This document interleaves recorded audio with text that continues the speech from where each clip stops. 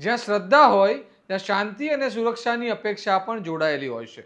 પરંતુ જ્યારે એ જ પવિત્ર સ્થળ પર ભક્તિ કરતા પહેલા ભય અનુભવવા લાગે ત્યારે પ્રશ્ન માત્ર કાયદો વ્યવસ્થાનો નથી રહેતો, પરંતુ આસ્થાની સુરક્ષાનો બની જાય છે. પાલીતાણાના શેત્રુંજય ગિરિરાજ પર્વત પર છેલ્લા 2 દિવસમાં બનેલી લૂંટની ઘટનાઓએ આ ચિંતાજનક ચિત્ર ઊભું કર્યું છે, જ્યાં યાત્રા કરવા આવતા નિર્દોષ ભક્તો હવે અસામાજિક તત્વોના નિશાને ચડી રહ્યા છે. શું છે સમગ્ર મામલો?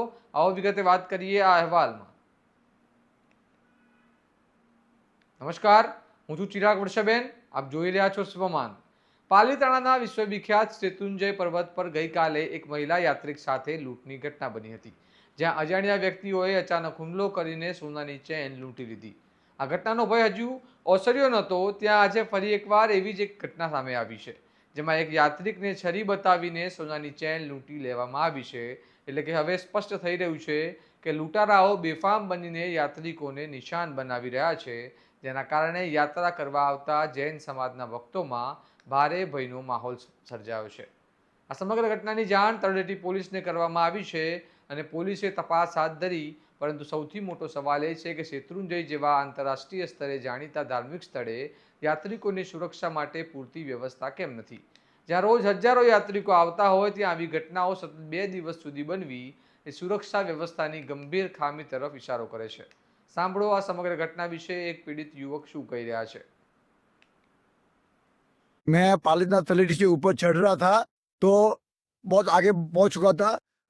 10 पद्मावती मंदिर के वहाँ 4 लोग पीछे से मेरे को आगे पकड़े और मैंने समझा मेरे दोस्त ने कोई पकड़ा। फिर मेरे को जोर से झटका करके नीचे गिराया और बड़े बड़े चाकू लेके मेरे ऊपर आक्रमण किया और मेरा चैन खींचा।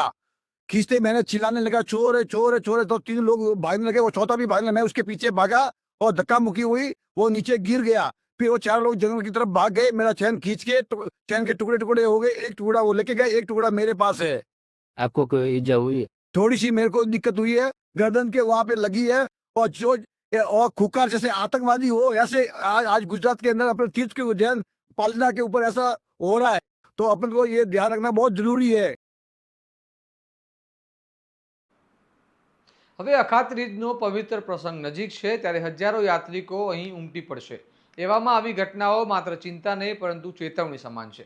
યાત્રિકો અને સ્થાનિકોમાંથી હવે એક જ માંગ ઉઠી રહી છે કે પર્વત પર તાત્કાલિક પોલીસ બંદોબસ્ત વધારવામાં આવે, સીસીટીવી અને સતત પેટ્રોલિંગની વ્યવસ્થા મજબૂત કરવામાં આવે, જેથી લોકો નિર્ભીક બનીને યાત્રા કરી શકે. અંતમાં સવાલ એ છે કે શું આસ્થા સાથે જોડાયેલા આવા મહત્વના સ્થળે સુરક્ષા માત્ર કાગળ પર જ મર્યાદિત છે કે પછી સમયસર પગલાં લઈને યાત્રિકોને સાચે સુરક્ષિત વાતાવરણ આપવામાં આવશે? હાલ પોલીસ આરોપીઓને ઝડપી પાડવા માટે પ્રયાસ કરી રહી છે, પરંતુ લોકોમાં ભય યથાવત છે.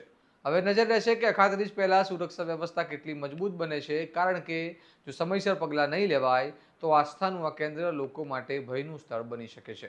આ મામલે તમારું શું માનવું છે? અમને કમેન્ટમાં જણાવો અને આવા જ વિશ્લેષણાત્મક અહેવાલ માટે સ્વમાનની ચેનલને લાઇક, શેર અને સબસ્ક્રાઇબ કરવાનું ભૂલતા નહીં. નમસ્કાર.